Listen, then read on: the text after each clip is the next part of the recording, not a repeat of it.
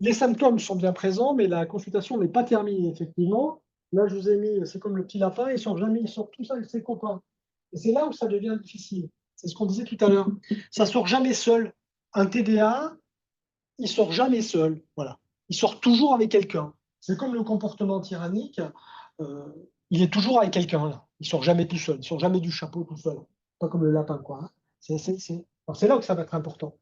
On va avoir on peut avoir des troubles du langage. Je vais aller un peu plus vite pour essayer. Les troubles du langage, ça va effectivement être souvent, ça peut être associé au langage oral notamment, hein, des difficultés d'élocution. Les erreurs syntaxiques, on peut retrouver ça. Troubles d'apprentissage de lecture. C'est très fréquent. La lecture, ça nécessite de la vitesse pour arriver à décoder le texte et puis de la précision. Alors là, c'est compliqué. On a aussi des troubles neurovisuels, enfin, c'est compliqué. Mais souvent, on peut avoir TDA et troubles de la lecture. 20 à 30%, même plus de 30%, en gros, ils ont des TDAH, ils ont des troubles de lecture. Troubles de la coordination, la motricité, aussi les enfants qui sont trop lents et qui n'arrivent pas à voir les trucs et qui ne trient pas les informations et qui tapent les tables, qui sont maladroits, c'est assez fréquent. Donc les troubles 10 sont déjà fréquemment. Les Gilles de Tourette, c'est une grosse boîte dans laquelle on met beaucoup de choses. Tous les tics, c'est des tics moteurs avec parfois des insultes qui sortent comme ça de manière. Alors ça, c'est pas un comportement tyrannique, hein. On les repère assez vite, les Gilles de Tourette, parce que ça, c'est à peu près partout. Mais c'est compliqué, ils ont souvent des troubles de l'attention associés. Il faut prendre les deux choses en même temps. Le TSA, on en a déjà parlé assez souvent, c'est quelque chose d'assez complexe. On peut avoir des critères qui se partagent. L'hypersensorialité, très souvent la sensibilité par défaut de filtrage. On peut avoir des troubles de l'attention qui sont trouvés dans les deux.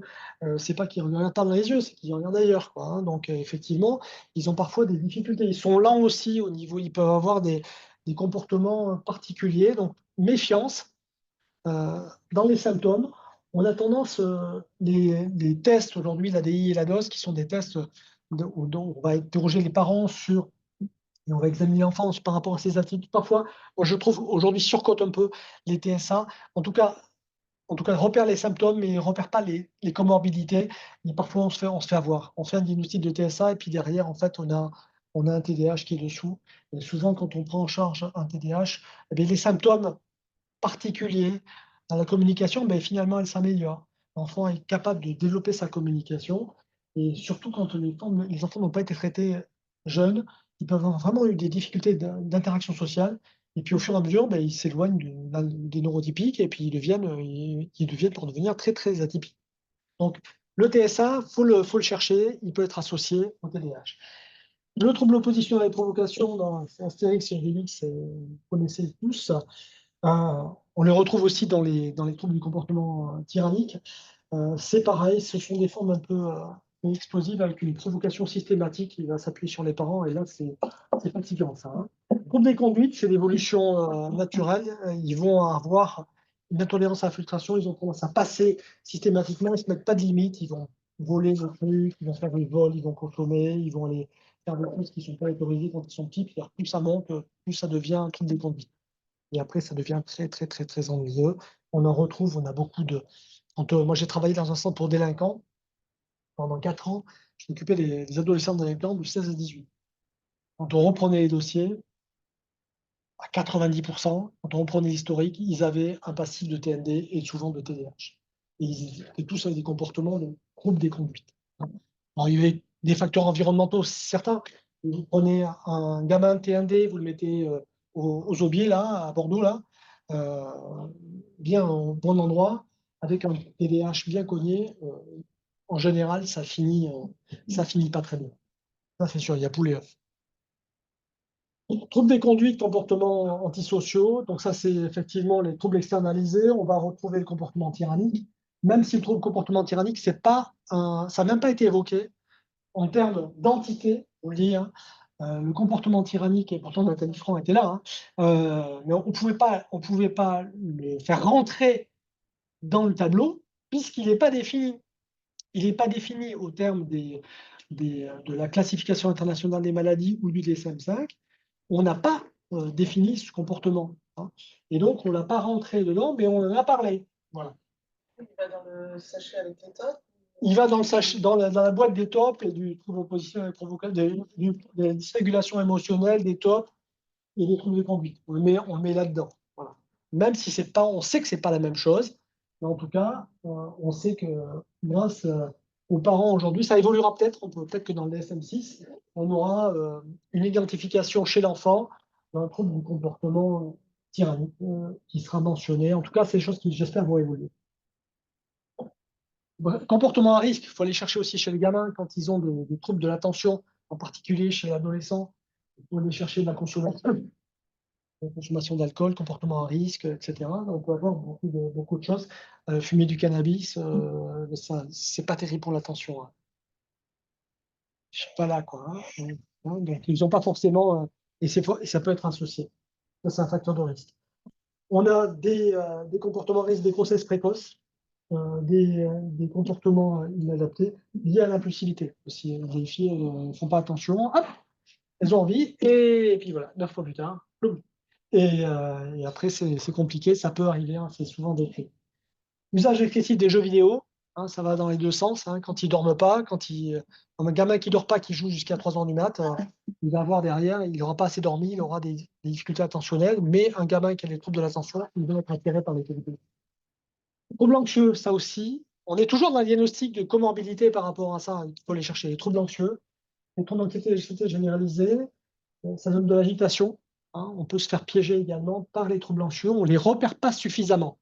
Ça, on se fait avoir par les troubles anxieux. On se fait avoir aussi par les TOC, les obsessions et les compulsions. Les gamins qui vont avoir des comportements inadaptés, même si c'est souvent un diagnostic associé, on ne va pas les chercher. Les gamins les cachent, les TOC, et très souvent, on a des TOC. Un peu comme la dyslexie, on a vraiment 20 à 30% de TOC chez le TDAH. Les troubles de l'humeur, la dépression, c'est souvent caché à un adolescent qui peut avoir des comportements très agressifs, peut être agressif. Alors ça, je pensais aussi au comportement tyrannique. Enfin, en tout cas, des choses qui peuvent ressembler au comportement tyrannique. On peut avoir des gamins qui sont dépressifs, donc ça peut être un côté, il faut aller les chercher.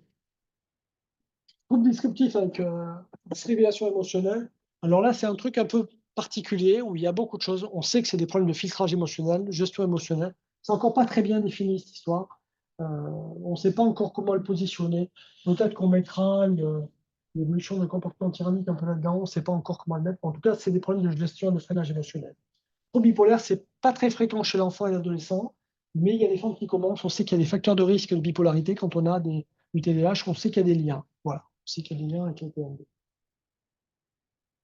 Ce que je vous disais tout à l'heure sur les troubles du sommeil, il faut aller chercher systématiquement les troubles du sommeil, les apnées, sans parler de narcolepsie, mais en tout cas, apnée obstructive du sommeil, faire des polysomnographies, c'est important. Rechercher bien sûr la narcolepsie, mais ça, on ne passe pas à côté. En général, les gamins ils tombent, ils s'endorment. Ou les parents d'ailleurs, parce qu'il y a un côté héréditaire. Donc, si vous voyez le père qui tombe, c'est qu'il y a un problème. Ou alors il est fatigué. L'énurésie, c'est fréquemment associé. C'est pas anxiogène, c'est pas lié au psy, c'est lié au problème de contrôle également. Donc, ça peut être les deux, mais en tout cas, il y en a souvent. L'encoprésie aussi, hein. Les selles, hein. Perte de sel dans la journée, voilà, ça arrive souvent. On a aussi l'obésité et les troubles du comportement alimentaire qui peuvent être liés par phénomène d'hypercompensation. Des gamins qui peuvent prendre beaucoup de poids, ils n'arrivent pas ils ont aussi des troubles anxieux, donc ils n'arrivent pas à se contrôler, ils mangent du sucre. Et derrière, bon, ça devient important. L'épilepsie, on l'a parlé tout à l'heure, hein, ça c'est important de ne pas passer à côté. Ne pas oublier qu'il y a des yeux et des oreilles, enfin il y a pas mal de capteurs, il ne faut pas oublier de les regarder hein, on oublie souvent. Parce que quand un gamin il voit rien au tableau, ben, il a des difficultés scolaires, il peut être inattentif. Et puis après, on a des pathologies particulières qu'il ne faut pas oublier non plus. C'est plus rare, mais l'hyperthyroïdie, l'hypothyroïdie, le diabète, ça peut effectivement jouer. L'intoxication par des substances, il faut y penser, même si c'est pas courant, mais en tout cas, on parle aujourd'hui de plus de mercure, etc. Aujourd'hui, l'alcool aussi, mais c'est plus rare. Alcoolisation fétale, on en a parlé tout à l'heure. Et les maladies génétiques, il y en a. Hein, faut apprendre, il y en a quelques-unes qui sont assez classiques, le Prader-Willi, l'Angelman, qui sont les X fragiles également. Et la neurofibromatose, la rétinoïdienne, les tâches qui apparaissent. Donc, première consultation de l'enfant, donc c'est quelque chose d'assez long. Il y a beaucoup de diagnostics associés et c'est pour ça qu'il faut une formation clinique médicale spécifique. Encore une fois, ce que disait monsieur est vrai. Vous pouvez assez facilement, en fait, on va repérer les symptômes ou un trouble de l'attention, mais ce qu'on ne va pas repérer, c'est le reste. Tout ce que je viens de vous présenter, c'est-à-dire tous les troubles associés. Et ça, c'est pour ça que ça devait être, c'est une expérience, enfin, c'est une planification médicale qui va permettre de ne pas passer à côté. Voilà. Il faut y penser, il faut former les médecins, quels qu'ils soient. C'est pour ça qu'il y a des recommandations. On leur dit, voilà, n'oubliez pas ça. C'est ça, ça on l'a écrit, donc on ne peut pas le. Ensuite, ça a été évoqué tout à l'heure, bilan complémentaire. Je citais madame par rapport au bilan neuropsychologique. Donc c'est un travail d'équipe, hein, parce que c'est un travail à long terme, un travail d'équipe, avec les enseignants également, parce qu'ils les voient toute la journée, les gamins, avec les orthophonistes, avec les ergothérapeutes, avec les psychomotriciens, avec les psychologues qui les voient régulièrement, ou d'autres soignants d'ailleurs, hein, et puis il y a d'autres médecins qui interviennent dessus, ou d'autres professionnels de santé, les éducateurs notamment, quand les gamins sont placés, parce qu'il peut y avoir aussi des gamins qui sont en centre, machin, etc., en foyer, etc. Donc c'est important de travailler aussi avec les éducateurs. Les bilans, alors ça c'est important. Les bilans, ça c'est un truc important. On peut en avoir besoin. On va le chercher, on ne les fait pas systématiquement. Orthophonie, ergothérapie, psychomotricien. Aujourd'hui, les plateformes de coordination, orientation et coordination, c'est systématique. Vous arrivez, le gamin, il a poum, orthophoniste, poum, psychomotricien, poum, ergothérapie, poum, psychologique. Voilà. Et puis après, on discute. Non, c'est pas obligatoire. Parce que si on fait ça, on déborde tout le monde, là. Voilà. Et après, on ne sait plus ce qu'on fait. On va faire en fonction de ce qu'elle a besoin. Voilà. Si le gamin il a un trouble de lecture et qu'il a des difficultés au niveau scolaire, on va éclairer avec un bilan orthophonique, en langage oral ou en langage écrit. S'il voit qu'il a un problème de coordination motrice, eh bien, ou de positionnement dans son corps, quand on a besoin de l'appui d'un psychomotricien, sachant que le psychomotricien, il y a différents types de psychomotriciens, on peut demander un bilan psychomoteur. S'il a des problèmes de positionnement pour écrire, qu'il a mal à la main, qu'il n'arrive pas à écrire, ou qu'il est incapable d'écrire, qu'il va falloir mettre une frappe au clavier, on peut demander un bilan ergothérapeutique, mais ce n'est pas du systématique. On a dit qu'on le faisait quand on avait besoin. Et le bilan neuropsychologique, c'est pareil, ça fait l'objet d'une âpre discussion. Mais effectivement, on est tous tombés d'accord sur le fait que ce n'est pas obligatoire. Il est par contre recommandé, il est utile, le mot est clair, il est utile au cours du parcours de l'enfant, depuis son plus jeune âge jusqu'à son adolescence, il est utile d'avoir fait un bilan neuropsychologique dans le parcours. Mais ce bilan, les mots sont choisis, hein, n'est pas obligatoire pour poser un diagnostic de trouble déficitaire de l'attention, même si la MDPH vous le demande. D'accord, hein, ça c'est vraiment très clair aujourd'hui. Les questionnaires, il y en a plein. C'est écrit noir sur blanc. C'est écrit dans les recommandations, le bilan neuropsychologique n'est pas obligatoire, il faut poser un diagnostic de TDAH. Et il ne faut pas attendre des bilans orthophoniques ergothérapeutiques pour commencer la prise en charge. Le diagnostic est posé, et maintenant on fait quoi? Maintenant on fait une petite pause, parce qu'il y a vos vessies qui réclament, qui sont pleines, et votre attention qui est vide. Donc, juste avant de pouvoir voir ce qu'on peut voir, c'est un peu plus court, c'est un peu plus simple. C'est pas forcément plus simple, vous m'avez posé beaucoup de questions. Donc, on fait une pause de 5, enfin, une dizaine de minutes, même pas, dizaine de minutes, histoire de. Parce qu'après, on va être short, hein, je sens qu'on va être short. Enfin, vous aurez au moins eu toutes les recos si on ne peut pas aller au bout de tout ce qu'on a prévu. On fait une pause de 5-10 minutes pour vous souffler, puis après, on